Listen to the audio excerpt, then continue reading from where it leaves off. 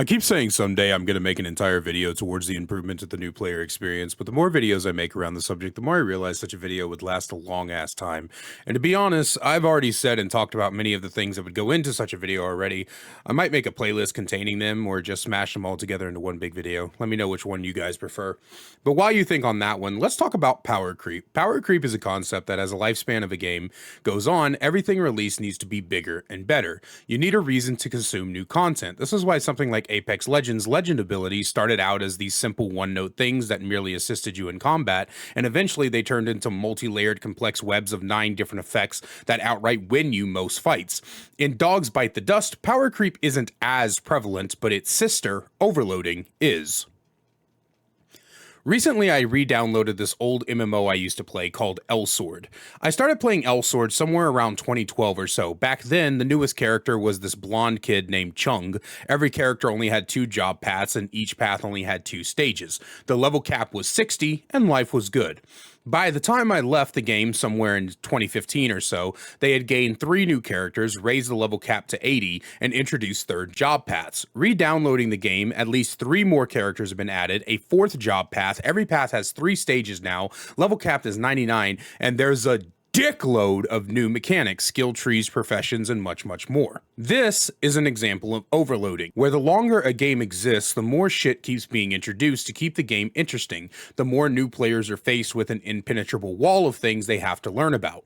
Now, unfortunately, I forgot my L-Sword login, and that sucks because I invested nearly $400 into that account, but it did give me an option to learn about the new player view of the game. And L-Sword does a lot for its new players. There's plenty of EXP bonuses and tutorials, and even a mentor system if you want to find an experienced player to help you.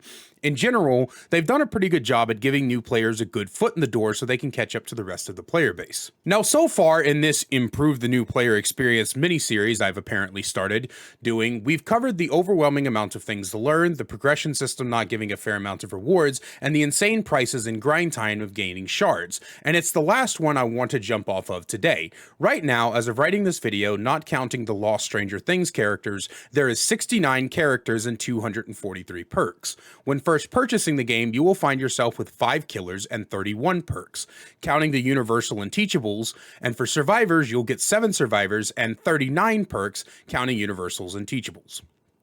Altogether, giving new players 12 characters and 70 perks. And if my math is correct, this means new players get roughly 17% of the characters and 28% of the perks available. Now, on the surface, this seems like a lot, but when you're a new player, you quickly find out how limiting this feels. You can only mix and match so much, and some players find themselves using the same build over and over again because of how little they truly have to work with, especially when it comes to viability. So my solution to it is to increase the number of characters that come with the base game.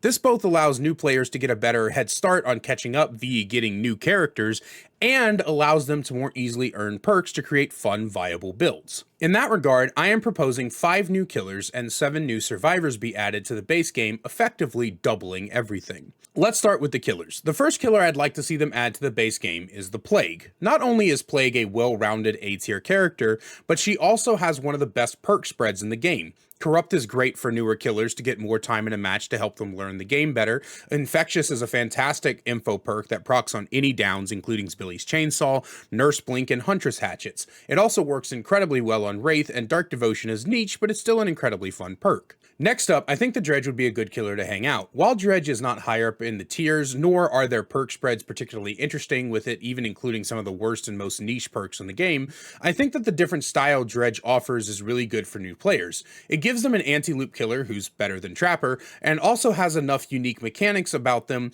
that help ease new players into different ways to approach the game. The third killer I'd like to see added is Hag. Why? Because the general Hex perks, Hex Thrill of the Hunt, and No One Escapes Death do nothing to teach new players about hexes. And while yes, Lullaby is in the base 5, I think having a character that can actually defend her hexes well like Hag, on top of having a truly powerful hex like Devour, would be a good addition for new players. Plus, they can get trap-based killer that isn't ass, like Trapper. Next up, I'd like to introduce the clown, and right now I can hear an entire ensemble of people suck in their breath and hunch over their keyboards to tell me about how I need to stop making videos and don't ever have an opinion again, and my feet smell and they secretly think about me while they masturbate. But before you stick your hand in your pants, hear me out.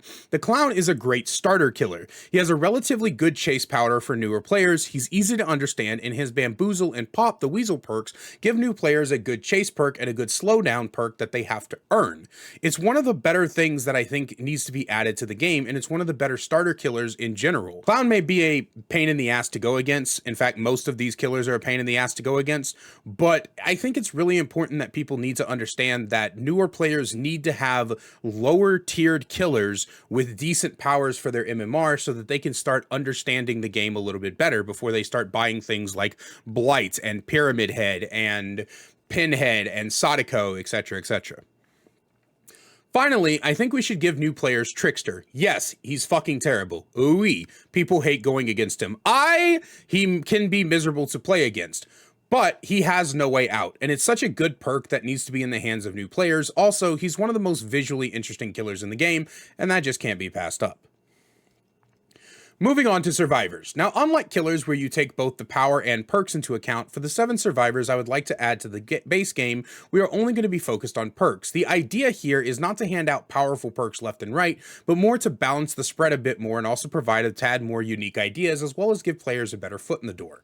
The first one, and the one that feels like the most obvious to me, is Kate Dennison.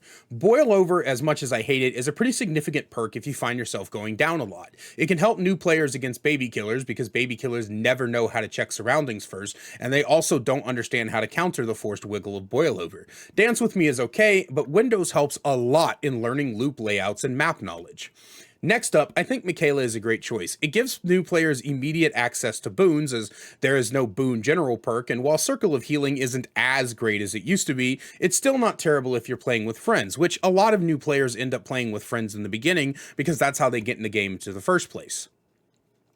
It took me a while to decide, but I feel like Ace is another good addition. I think over everything, Ace gives his Ace in the Hole perk, which encourages chest scrounging, and open-handed is never a bad choice when you take into account all the general perks that give aura reading, like Dark Devotion, Dark Sense, Kindred. There's just a lot of aura reading perks that are given to survivors, I think more than people really realize, and so it'd be good for them to have open-handed. I wanted to give new players a good anti-tunneling perk to pair with Dead Hard from David, and that's Off the Record. Zarina is a great choice, not only for this, her For the People, which is right now part of one of the strongest perk combos in the game, but even without Buckle Up, the ability to quickly heal a health state from someone else is incredibly strong. I wanted to put Jane in the base game for that huge ass. Jane has what is quite honestly one of the funnest, if not the funnest exhaustion perk in the game, Head On. I thought Head On was a base kit when I first started, and I honestly see no issue with giving it to new players. Unfortunately, Jane's other 2 perks aren't exactly the best, but hey, at least you got a badonkadonk to look at while you're being bled out by yet another Bubba after the anti-face camp mechanic got added. I don't want to just dole out powerful perks, I say as I put Adam on the list for nothing more than giving new players one of my favorite survivor perks. Deliverance is quite possibly some of the most fun I've had with this game when I'm not suffering from the deliverance curse, that is. There's just something so satisfying about going, you know what, fuck you, unhooks your survivor, and yeeting myself off to leave. Also, Pebble is a never-ending source of entertainment. Sometimes when I'm bored, I'll equip only Pebble and then throw it point blank in the killer's face and watch him go fetch it. Finally, Yoon Jun, for 2 reasons. Smash Hit is another creative and interesting exhaustion perk, and I unironically believe Fast Track is one of the single most underrated gen perks in the entire game. I have managed to finish gens in the blink of an eye after 2 teammates get hooked because it does so much at tier 3, and I want more people to recognize its greatness. And that's it for the video, guys. I'm sure some people are going to bring up the logistics of adding the dredge without Hattie, but honestly, I'm sure it'd be fine if the DLC only had her in it. It'd be cheaper as well, which is always a good thing. But other than that, let me know what you guys think down below. Tell me some characters you think should be in the base game. And as always, a special thank you to my channel members, Nuclear Bomb, Spirit Upgrades, Alex Balix, Ryan Gesture, and Tabasco Raccoon. And if you want to know how to get special thank yous at the end of videos, as well as other perks, click that join button down below. Don't forget about our Halloween sale in the merch store, and that's it for the outro. I love you all, and I will see you in the next one.